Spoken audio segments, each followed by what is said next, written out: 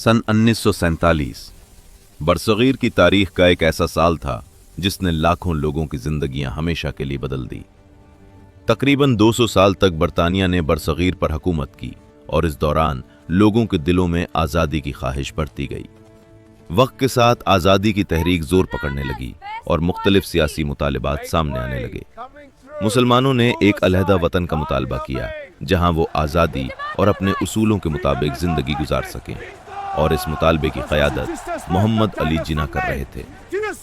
आखिरकार फैसला किया गया कि बरसगीर को 2 हिस्सों में तकसीम कर दिया जाएगा और एक नई सरहद खींच दी गई जिसने एक सरजमीन को 2 मुल्कों में बदल दिया। इस तकसीम के बाद लाखों लोग अपने घरों से हिजरत करने पर मजबूर हो गए। ट्रेनें मुहाजिरीन से भर गईं और लोग नई जिंदगी की तलाश में सरहदों की तरफ रवाना हो गए।